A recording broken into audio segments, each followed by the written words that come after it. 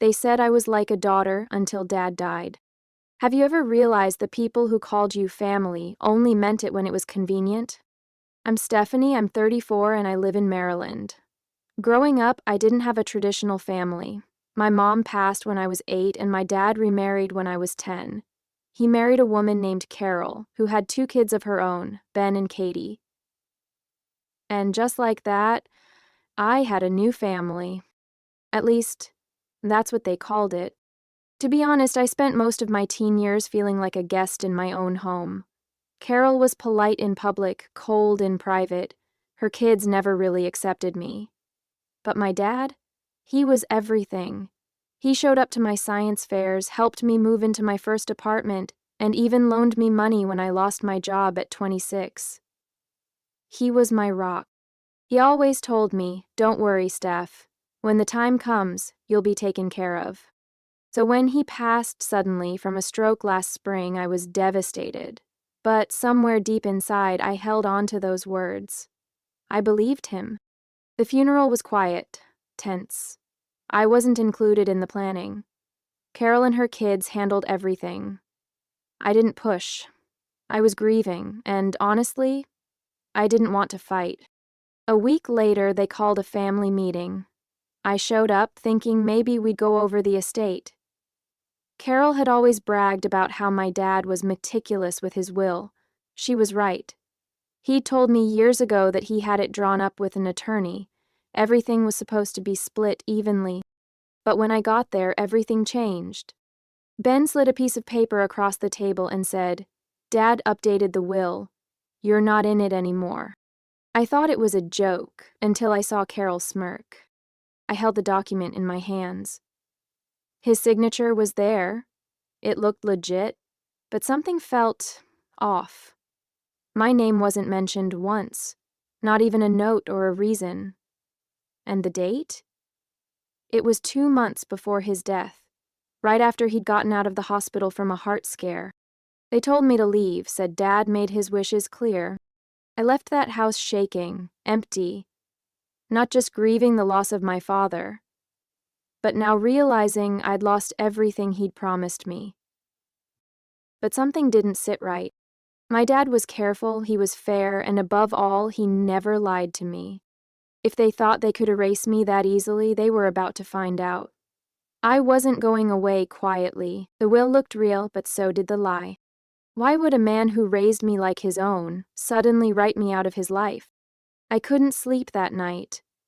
I kept replaying that so-called will in my head. Every sentence, every signature, every cold glance Carol threw at me when I left their house. My dad loved me. I knew it in my bones. He wasn't perfect, but he wasn't cruel. Cutting me out without a word? No way. Something was wrong.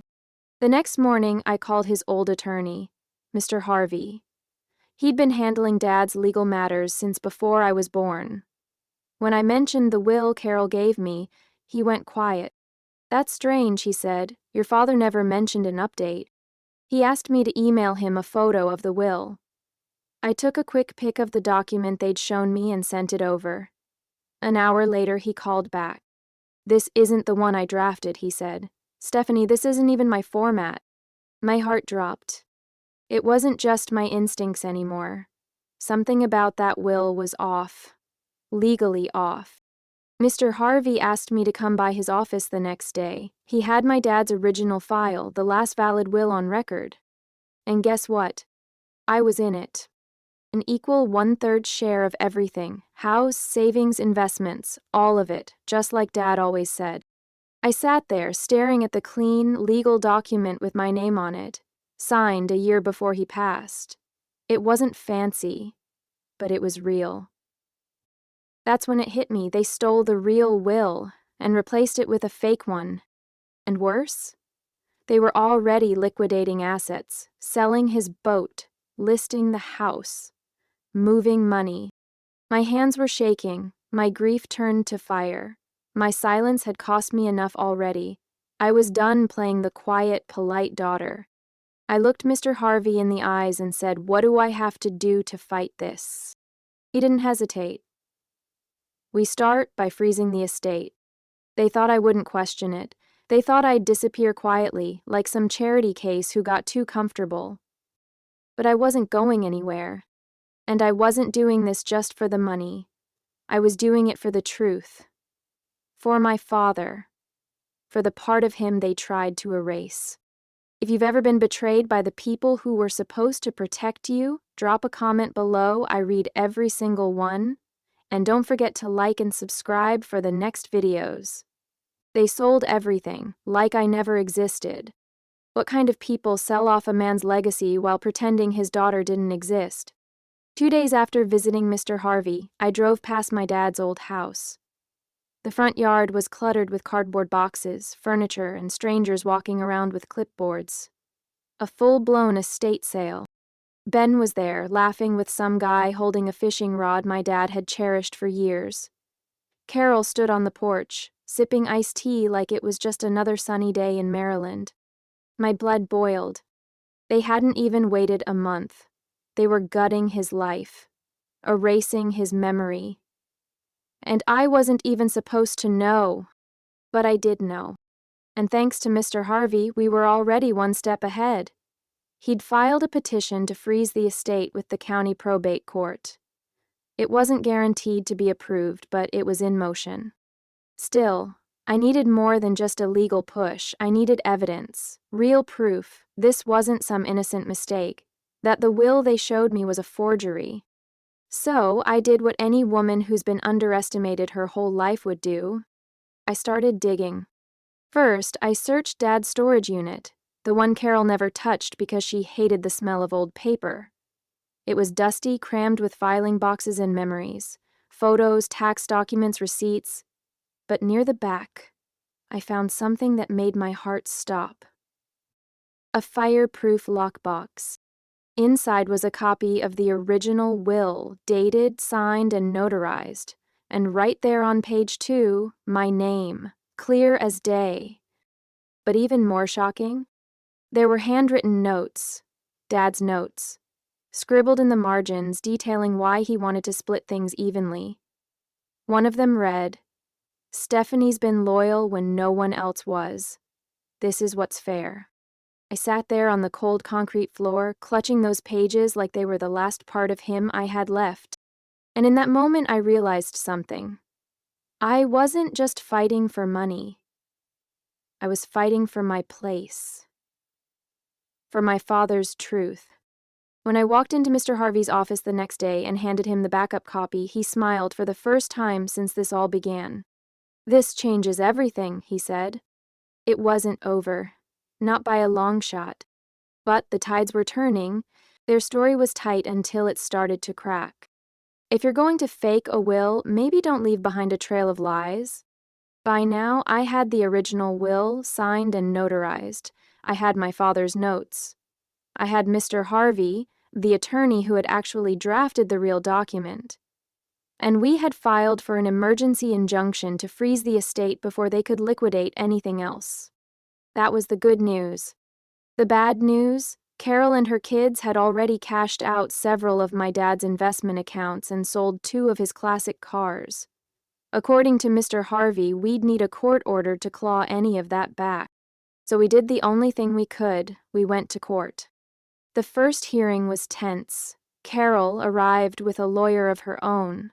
Slick suit, forced smile, fake confidence. Ben and Katie sat behind her, whispering like they were at a movie theater. I didn't even look at them. I focused on the judge.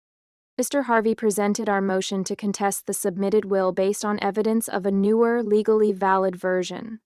We handed over the backup copy. Then we dropped the bomb. The original attorney had never seen the version they submitted. And the formatting didn't match any of his legal documents. But what made the judge raise an eyebrow? The date. Their will was supposedly signed 2 months before my dad passed. But I remembered something. That was the exact week Dad had been hospitalized and heavily sedated after a minor stroke. I had visited him every day. He could barely hold a pen. So I said something. "Your Honor, I was with my father in the hospital during that week. He was incoherent. He couldn't have possibly reviewed or signed anything." Carol's lawyer objected. The judge held up his hand and said, "Let's get the medical records to verify that." That's when I saw it. Carol's hand trembled. For the first time, she looked uncertain. The judge issued a temporary freeze on all remaining estate assets. The court would investigate both wills, and a handwriting expert would be brought in to verify the signatures. It wasn't a win yet, but it was enough. Outside the courthouse, Carol pulled me aside. Her voice was low, calm, practiced. "You don't want to do this, Stephanie. We're family." I stared at her for a long second and said, "No, we're not." I walked away and didn't look back. Have you ever had to stand up to someone who tried to rewrite your story? Drop a comment if you relate.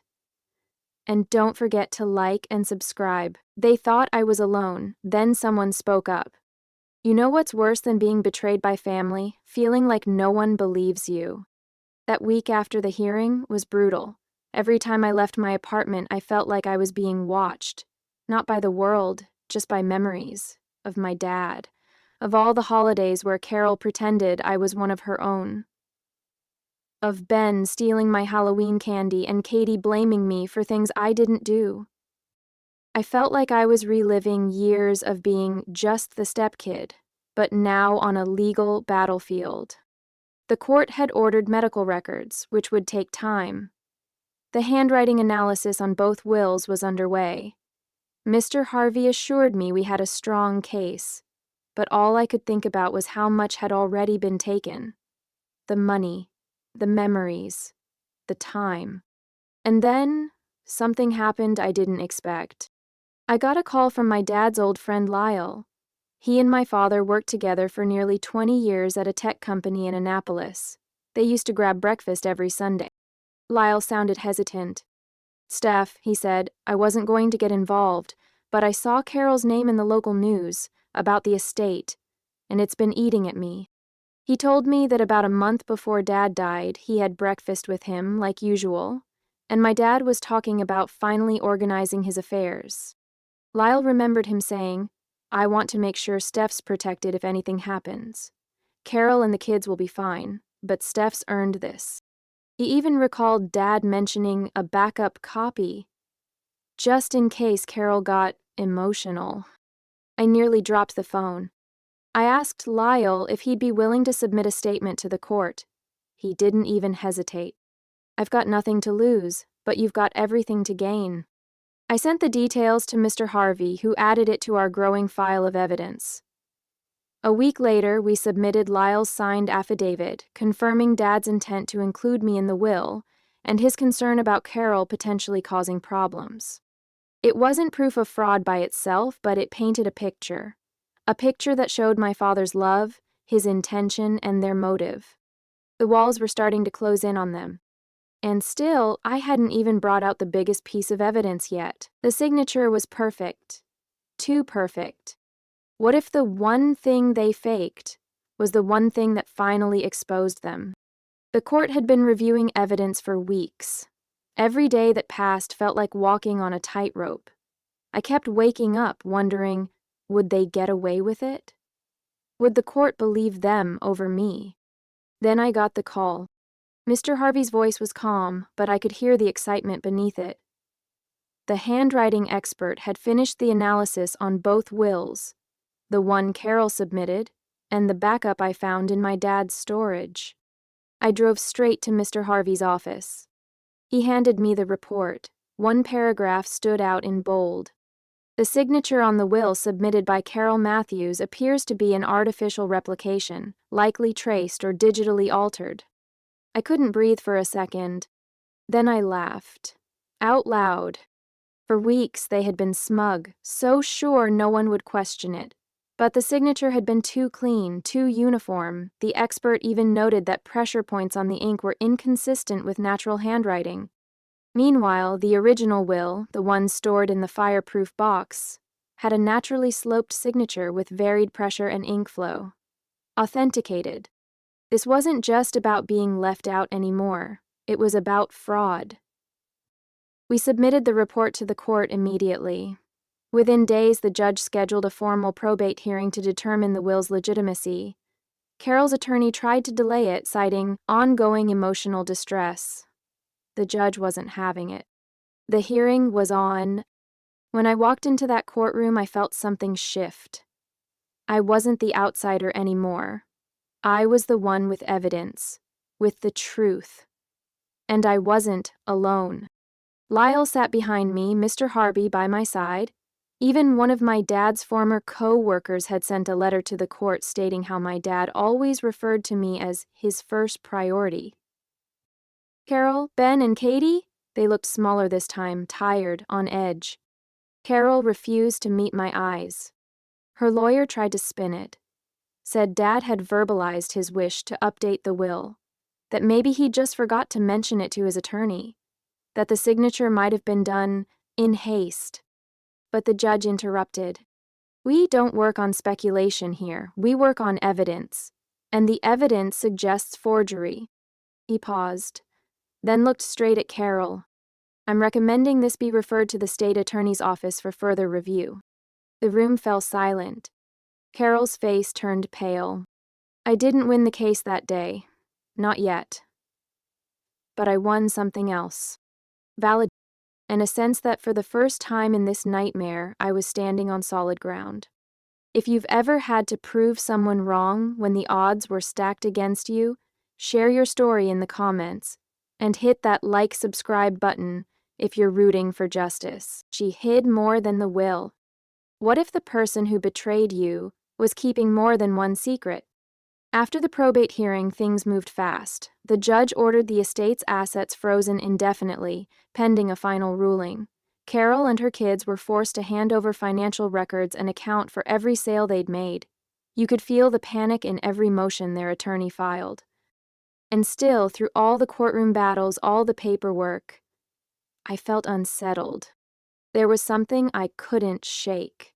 Why did Carol fight so hard to cut me out? Why risk forging a will when the original one already gave her and her kids a fair share? I needed to know, not just to win, but to understand. So I did something I never thought I'd do. I visited Carol. She didn't open the door at first. But when she did, she looked nothing like the woman who smirked at me across a table weeks ago. She looked tired, hollow. You won, she said quietly. I'm not here to gloat, I replied. I just want the truth. For a moment I thought she'd slam the door, but instead, she let me in. And then she told me something that changed everything. I found a letter, she said, walking to a drawer and pulling out an envelope. After he passed. It wasn't addressed to anyone, but I know he meant for you to have it. She handed it to me. I opened it with shaking hands. It was in my dad's handwriting. Steph, if you're reading this, I'm gone. And if Carol gave you this, then maybe she finally did the right thing. I know you've always felt like the outsider, and I hate that. I tried my best, but no, it wasn't enough sometimes. You were the most constant, loyal person in my life. I left a backup copy of the will because I didn't trust everyone to play fair. And one more thing, Carol and I had our issues, but she loved me in her own way, and I think, deep down, she was always scared I'd love you more than her kids. Maybe I did, but not because of blood. Because you were there. Always. Take care of yourself. Don't let this family ruin your peace. You deserve better. I didn't cry in front of Carol, but I felt something break open inside me. Not pain, relief. He saw me. He knew. As I walked out of that house, I realized something. This wasn't just about money. It never was. It was about not being invisible anymore. And now, with the final court date approaching, I was ready. They erased me from the will, but not from his story. What does winning look like when you've already lost the person who mattered most? The day of the final court ruling, I sat in the front row of the courtroom, hands folded, heart steady. I wasn't nervous anymore. I had the truth, the backup will, the expert's analysis, the handwritten letter. But more than that, I had peace. And believe me, it had been hard-won. Carol, Ben, and Katie sat behind their lawyer, silent for once. No fake smiles, no smug glances, just resignation. When the judge entered, the room held its breath. He began by recounting the facts. The submitted will had been proven fraudulent. The backup copy, retrieved and authenticated, was upheld as the valid final will. There was sufficient evidence of intentional deception by Carol's side. Then he said the words I'd been waiting months to hear. This court recognizes the will dated March 14th as the legal and enforceable last testament of David Allen. All prior and unverified versions are deemed invalid. I didn't cheer. I didn't cry. I just exhaled. Finally, the estate was ordered to be redistributed according to the valid will, 1/3 each to Carol, Ben, and me. Katie had never been named in any version. I could see the shock on her face as the reality set in. As for the fraud, the judge referred the case to the state's attorney. It was out of my hands now. But honestly, I didn't care what happened next to them, because this story wasn't about them anymore. It was about me reclaiming my father's truth and my own worth. In the days that followed, I didn't go on a shopping spree or post about my win online. I visited my dad's favorite park, sat on the bench we used to meet at. I read his letter again, and then I wrote my own. Not to him, to myself. A promise that I'd never let anyone make me feel small again, that I'd stop apologizing for taking up space in rooms I earned my way into, that I'd stop waiting for people to treat me like I belonged and just believe I do. Carol once told me, blood is thicker than paper. She was wrong, because what my dad left me on paper wasn't just money. It was acknowledgement, it was love. It was the proof that I mattered. No matter how hard they tried to erase me. Have you ever had to fight just to be seen? Let me know in the comments. I'm listening. And if this story resonated with you, don't forget to like, subscribe, and share it with someone who needs to hear it. You are not invisible. You never were.